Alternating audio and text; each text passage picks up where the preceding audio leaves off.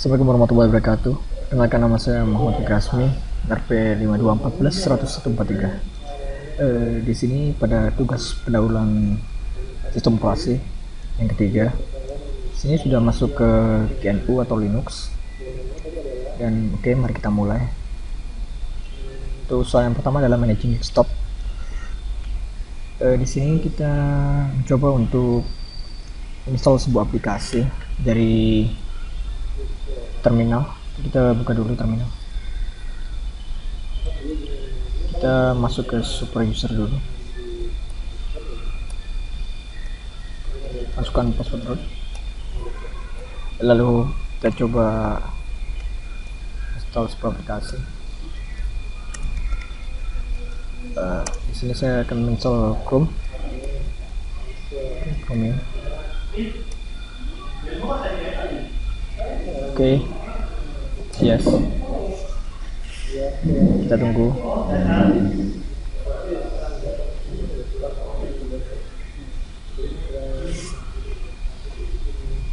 Oke, mungkin kita coba untuk yang .configure dengan cara lain, yaitu mengambil paket source dulu dari aplikasi yang bersangkutan lalu mengekstraknya. Kita buka lagi ke terminal, dan di sini saya sebenarnya sudah mendownload sebuah source package. Sini saya download ada IMAP. Kita coba untuk mengekstraknya terlebih dahulu.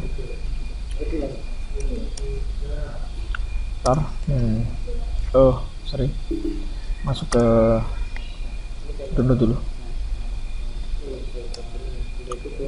lalu ketikkan tar -xvz f, lalu nama aplikasinya, source-nya tadi. Oke, sekarang kita masuk ke super user untuk menginstalnya. Lalu ketikkan nama aplikasi tersebut yang tadi, itu ini.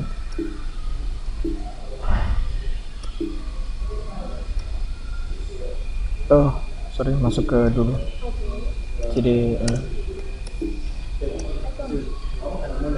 lalu ketikkan configure and then make install.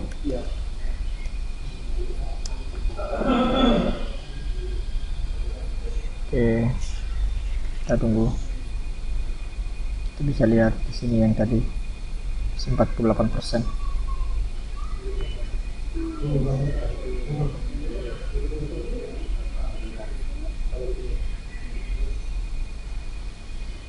Oke, install.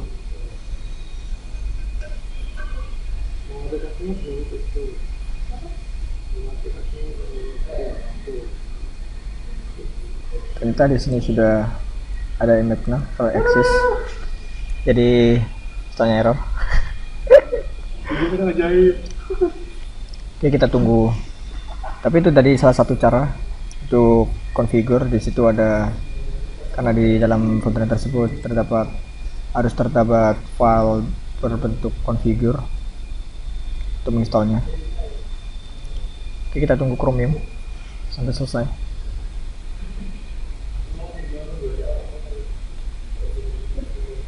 Satu menit lagi estimasi.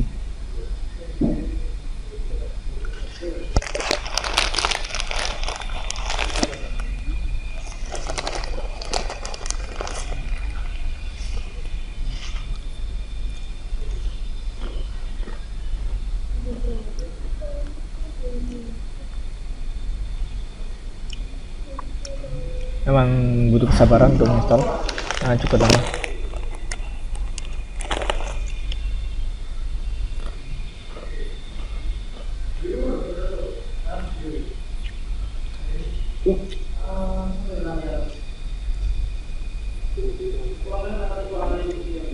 Oke, tinggal sedikit lagi, kita masuk ke 90%.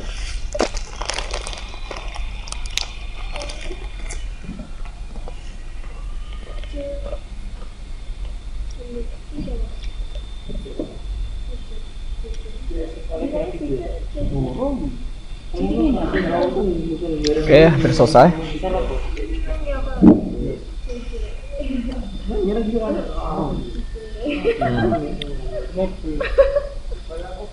Tuh, mixernya terlebih dahulu. Unpacking. Memang sedikit agak lama karena ukurannya tadi cukup besar juga, 55 mega.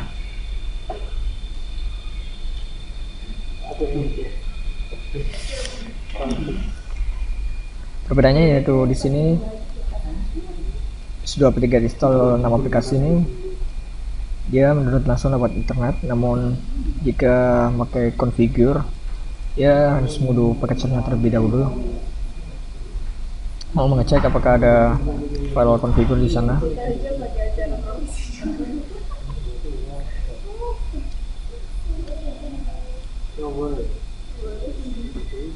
Sini untuk configure ini untuk menginstal aplikasi suatu program tanpa adanya koneksi internet. Di sini bisa menggunakan configure. Oke, sudah selesai. Kita coba kemudian masuk ke Chrome.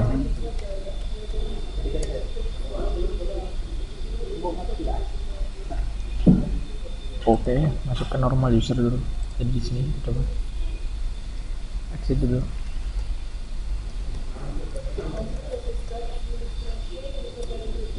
Klik Chrome. Jadi mana? Salah. Exit dulu.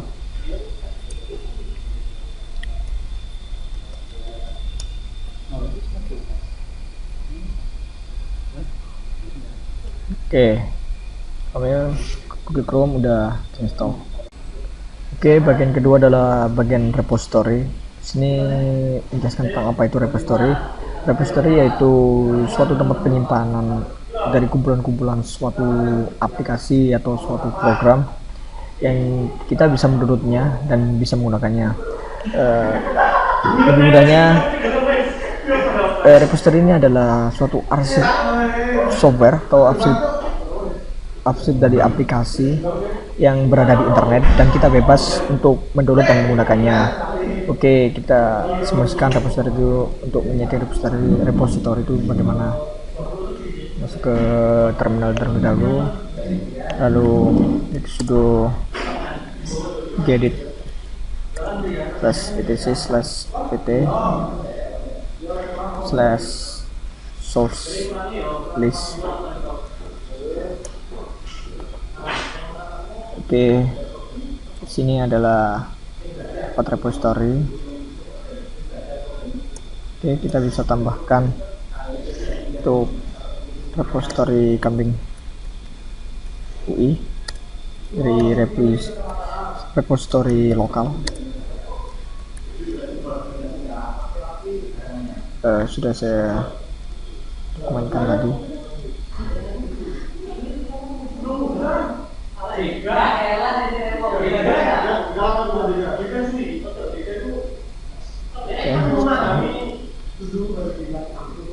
Save, balik ke terminal. Oke, kita coba untuk update.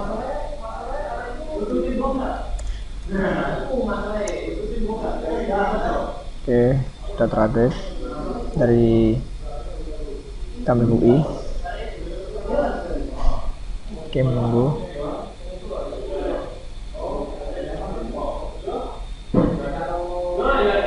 Sini saya mengambil sebuah aplikasi-aplikasi yang terdapat di dalam reponya kambing UI.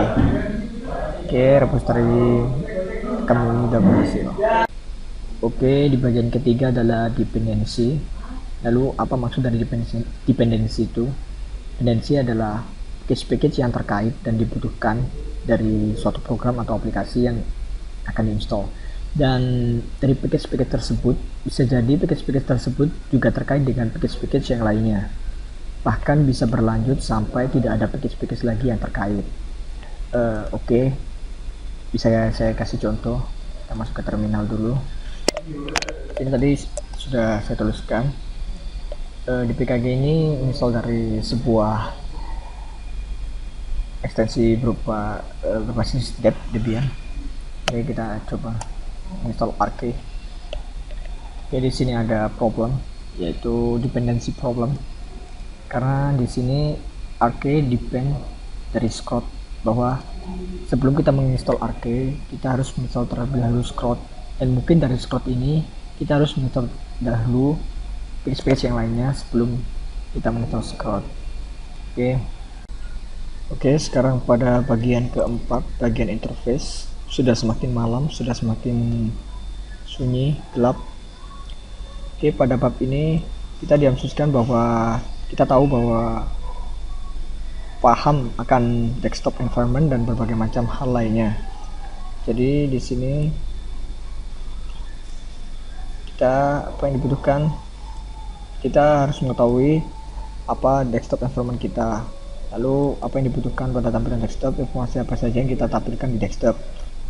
Oleh karena itu, cari tahu program yang dapat kita mengubah wallpaper install program tersebut. Pada desktop environment yang berbeda pula cara mengganti wallpaper. Oke, saya sudah sini cari tahu aplikasi yang menampilkan informasi desktop pada terminal pada gambar di atas, gambar seperti ini. Dan saya sudah menemukan nama aplikasinya dan sudah menginstalnya. Nama aplikasinya adalah ScreenFetch. Bisa kita coba di terminal. Oke, di sini ScreenFetch sudah menampilkan bahwa saya berada pada Debian OS Wheezy. Di sini OS Gentoo yang dipakai. Di sini adalah OS Wheezy, kenal uptime, VM, ketika dem, icon dem, full, dan RAM. Oke, lalu setelah itu saya akan membuat agar aplikasi ini tersebut berjalan setiap kali saya membuka terminal. Oke, kita masuk ke super user dulu.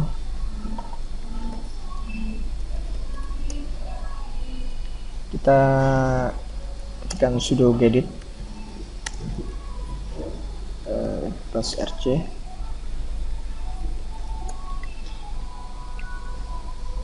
Oke, kita sisipkan nama aplikasi tersebut, ScreenFetch, pada plus rc. Kita save. Oke, kita exit dulu. Kita hanya bisa melihat bahwa aplikasi ini akan berjalan setiap kali kita membuka terminal dalam keadaan super user. Oke, kita masuk ke super user.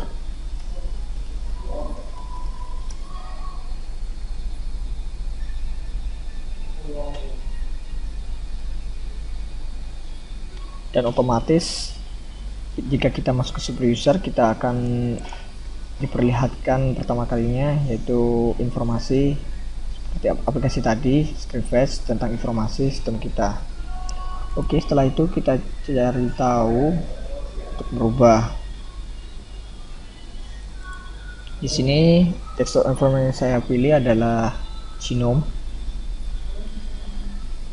Karena itu saya akan merubah tema dahulu. Masuk ke G setting. Maaf, kita exit dulu dari super user, lalu ketikkan G setting, set out.gnome .desktop .interface ketika dem.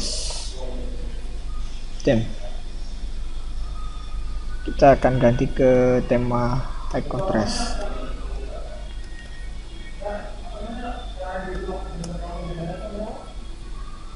Oke, sini temanya sudah terganti. Lalu untuk mengubah wallpaper hampir sama, namun kita ubah interface menjadi background, lalu kita hapus ketika dem jadi picture dashboard, lalu kita ketikkan filenya di mana, file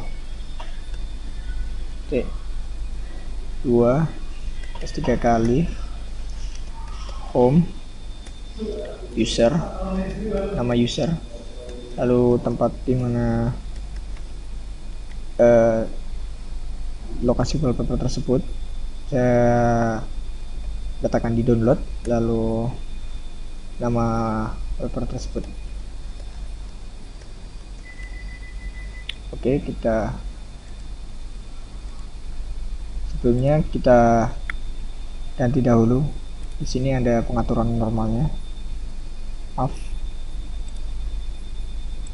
Kita bisa lewat system tool agar membuktikan bahwa saya bisa mengubahnya lewat terminal. Oke, kita pilih default dulu. Oke, dot logo nanti .png. Oke, sudah bisa berubah. Lalu yang ketiga adalah kita akan mengubah icon kita. Oke, di sini pertama menggunakan icon biar bisa kelihatan. Sini menggunakan icon genome defaultnya. Oke, untuk mengubah icon kita ketikkan seperti mengubah tema, namun kita ganti ketika menjadi icon. Oke, kita coba untuk mengubahnya menjadi high contrast sama tadi, klik enter. Oke, icon sudah berubah jadi high contrast. Oke, bagian kelima, bagian terakhir, user management. Dalam user management ini saya mempelajari tentang bagaimana cara melakukan manajemen user melalui terminal. Dan tentunya saya akan membuat user dengan nama sysop dan dengan password 134 dan memasukkannya ke dalam grup wheel. Oke, masuk ke terminal dulu, add super user, lalu ketikkan add user spasi nama tadi sysop username-nya, lalu masukkan passwordnya 134, pasang saja. Nah, yes. Dan untuk memasukkannya ke dalam grup wheel, kita harus membuat grup wheel terlebih dahulu, add group. Namun di sini saya sudah membuat grup wheel, jadi mungkin ada peringatan. The group wheel already exists, jadi grup wheel sudah ada. Oke, untuk masukkannya ketikkan user mode -a uppercase G, lalu ketikkan wheel grupnya, lalu tekan sysop. Oke, untuk yang kedua saya akan membuat satu user lagi dengan nama panggilan saya dan password saya, namun saya menjadikan user ini sebagai user system. Oke, untuk menjadikan user system ketikkan user add, kasih -r sebagai sistem, lalu nama panggilan saya. Oke, lalu untuk mengasih password ketikkan passwd, kasih username tadi, lalu masukkan NRP saya.